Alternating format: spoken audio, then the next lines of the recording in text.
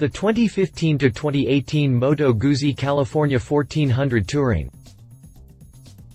Moto Guzzi presents its California 1400 Touring model as one of its ambassadors to the motorcycle world. This is not a statement to be taken lightly given the long-standing history, since 1921, and unmistakable passion of the designers at the factory in Como, Italy. The handcrafted California possesses the same classic style and grace of previous California models, with modern, cutting-edge technology that would make the previous models positively die from envy. The factory touts this bike as the flagship of Gran Turismo, and backs it up with plenty of innovations and features that place it squarely in the luxury tour bike category. Continue reading for my review of the Moto Guzzi California 1400 Touring. Design. Moto Guzzi manages to maintain a sense of continuity with previous California models, albeit with contemporary lines and engineering. Moto Guzzi manages to maintain a sense of continuity with previous California models, albeit with contemporary lines and engineering. The seat with its chromed passenger grab rail, and the side panels were inspired by the T3, and the engine and fuel tank sizes emulate the ratios present on its V7 and V850 forebears. A transverse mount V-twin engine completes the classic look, and the visible heads speak to the size and power of the 1400cc engine. While I like visible engine components, having them stick out proud of the rest of the bike makes me nervous.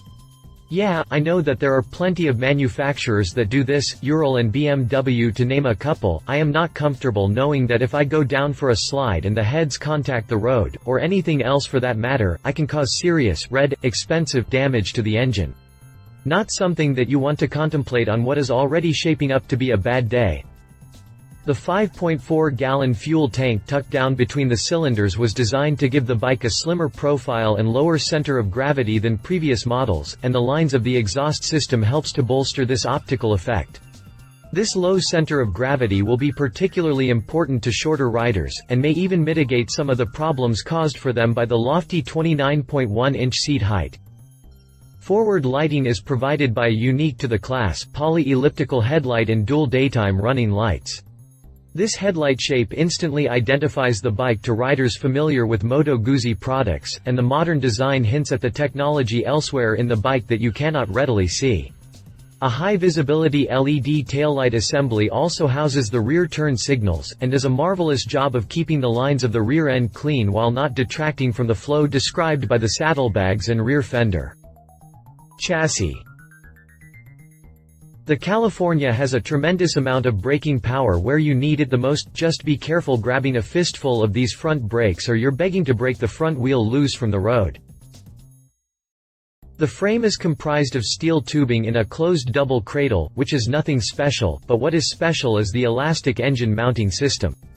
This system utilizes a series of rockers and elastic kinematic supports designed to allow the engine to shake around its own center of gravity while isolating the numbing, high-frequency vibrations from the rider and passenger.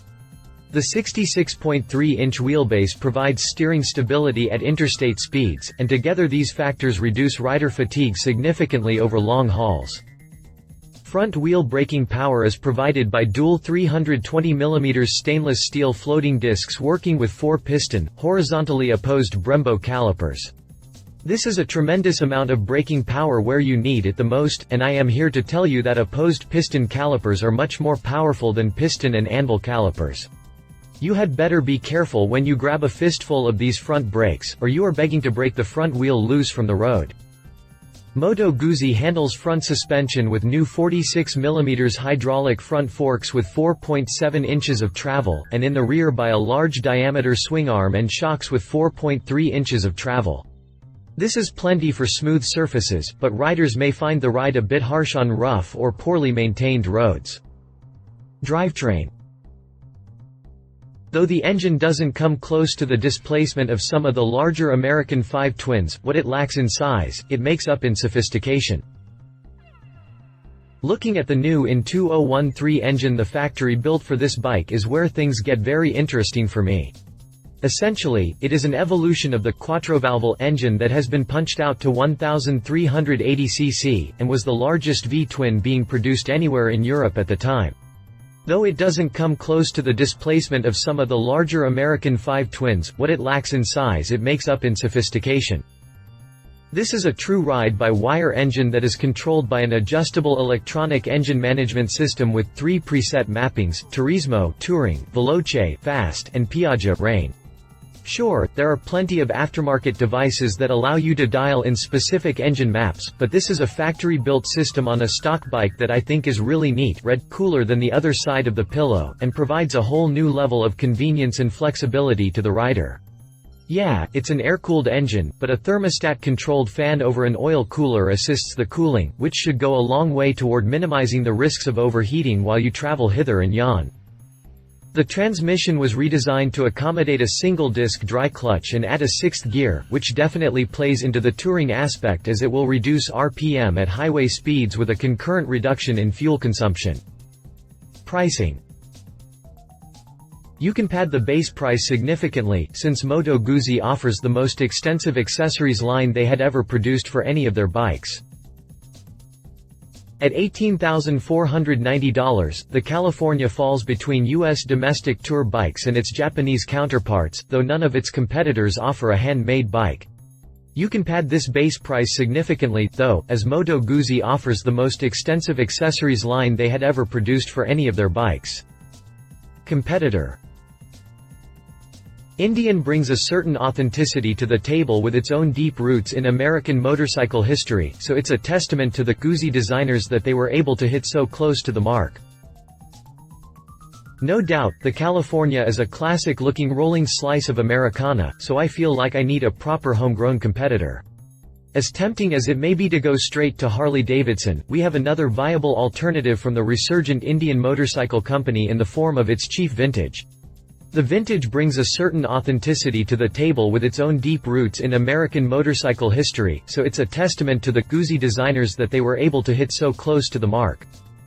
Indian maintains its own flavor. The valanced and swept front fender is a signature feature, as is the chrome headdress ornament. Both rides sport fat front ends made all the fatter by the forks skirts, but instead of reaching for the custom look afforded by the blackout treatment on the California, Indian keeps it all chrome. Pimp lights and windshields abound for that extra bit of comfort and safety they provide. MG runs with monochrome panniers while Indian opts for a natural tan leather finish on its saddle, P-pad and fringed saddlebags, so both are old school tour ready, though the California's JC handles and passenger backrest will certainly endear themselves to your human cargo. Yeah, I know, a trip through accessory land will set the Indian up the same, but we're looking at the stock rides here. Suspension is pure D vanilla all around, and Indian alone manages to see clear to throw on some ABS protection for the masses, all of which is pretty simplistic, but sadly, it's rather typical for US cruisers. Indian's Thunderstroke really brings the inches, Giga-T, with its 111 cubic inch 1811 cc displacement and 119 pounds of grunt that is quite beyond the little 1380 cc MG plant in terms of raw power. However, in terms of technology, MG carries the day with RBW throttle control and rider modes for which Indian has no counter, so respect where it's due, folks. Guzzi also gets credit for a slightly lower price than the lofty $19,999 tag on the Chief Vintage, but the power difference and Indian name power will likely overcome that difference, at least on our shores. He said. Definitely a good-looking bike, but to be honest, I like bikes that I can work on myself, and this thing would worry my nerves a bit. I don't entirely trust fly-by-wire technology on anything yet, especially on something that I may have to tinker with on the side of the road. She said. My wife and fellow motorcycle rider, Alan Hinton, says, I love the passion put into a hand-built bike. It says the manufacturer is proud to put their name on it and loves what they do enough to want the best for their customers. It is on the tallish side for an American-styled cruiser, but not prohibitively so, and the engine falls into the mid-range displacement. It's a comfortable bike to ride, though. Very little vibration, but with the jugs so close to your legs, you feel a bit of heat, which is nice in winter, but not to welcome in summer. Specs. References. See our review of the Indian Motorcycle Chief Vintage. If you liked this video, please share your thoughts in the comments below and don't forget to hit the subscribe button.